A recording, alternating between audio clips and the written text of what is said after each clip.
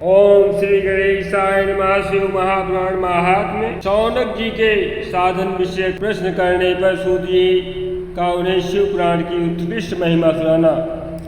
श्री शौनक जी ने पूछा, महाज्ञानी सूत जी, आप संपूर्ण सिद्धांतों के ज्ञाता हैं। प्रभो, मुझ में पुराणों की कथाओं के सार तत्व का विशेष रूप से वर्णन कीजिए।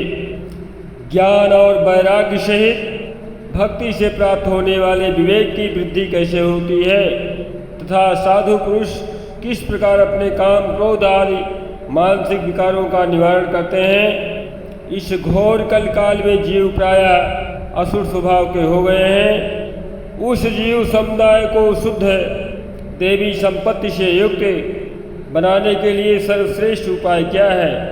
आप इस समय मुझे ऐसा कोई शाश्वत साधन बताइए जो कल्याणकारी वस्तुओं में भी सबसे उत्कृष्ट एवं परम मंगलकारी हो तथा पवित्र करने वाले उपायों में भी सर्वोत्तम पवित्र कारक उपाय हो तथा वह साधन ऐसा हो जिसके अनुष्ठान से शीघ्र ही अंतःकरण की विशेष शुद्धि हो जाए तथा उसमें निर्मल चित्त वाले पुरुष को सदा के लिए शिव की प्राप्ति हो जाए। श्री सूत जी कहते हैं, मुनि श्रेष्ठ शौनक, तुम धन्य हो, क्योंकि तुम्हारे हृदय में पुराण कथा सुनने का विशेष प्रेम एवं लालसा है। इसलिए मैं शुद्ध बुद्धि में विचार कर तुमसे परम उत्तम शास्त्र का वर्णन करता हूँ। वत्स, वह संपूर्ण शास्त्रों के सिद्धांत में संपन्न भाव आदि को बढ़ाने वाला तथा भगवान शिव को संतुष्ट करने वाला है। कानों के लिए रसायन अमृत स्वरूप तथा दिव्य है, तुम उसे श्रवण करो मुने।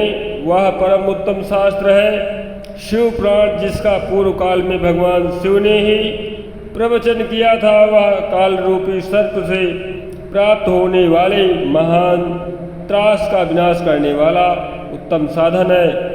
गुरुदेव व्यास ने सनत कुमार मुनि का उपदेश पा करके बड़े आदर से संक्षेप में ही इस पुराण का प्रतिपादन किया है। इस पुराण के प्रयाणन का उद्देश्य है कलिकाल में उत्पन्न होने वाले मनुष्य की परम हित का साधन है।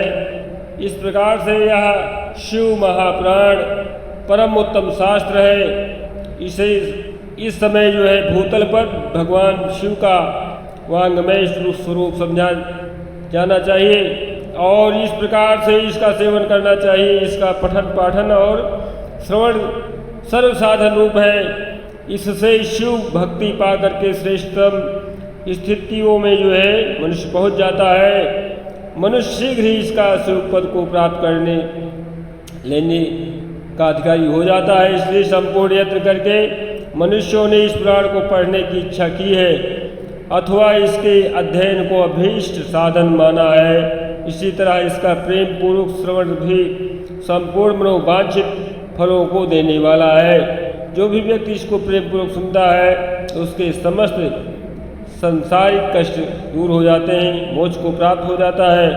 भगवान शिव के इस महापुराण को सुनने से मनुष्य सब पापों से मुक्त हो जाता है तथा इस जीवन में बड़े बड़े उत्कृष्ट भोगों का उपभोग करके इस अंत में शिवलोक को प्राप्त कर लेता है। यह शिव पुराण नामक ग्रंथ 24,000 श्लोकों से युक्त है। इसकी 7 संहिताएं हैं। मनुष्य को चाहिए कि वह भक्ति, ज्ञान, वैराग्य से संपन्न हो, बड़े आदर के साथ जो है इसका श्रवण करे। 7 संहिताओं से युक्त यह दिव्य महापुराण परब्रह्म परमात्मा के समान विराजमान है।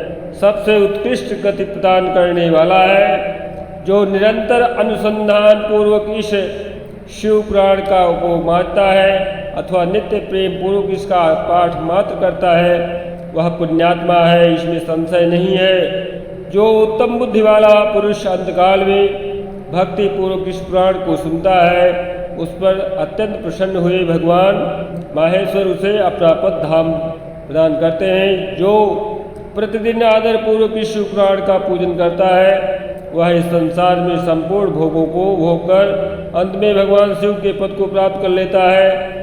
जो प्रतिदिन आलस्य रहित हो रेशमी वस्त्र आदि के वेष्टन से इस महाप्राण शिव पुराण का सत्कार करता है, वह सदा सुखी होता है।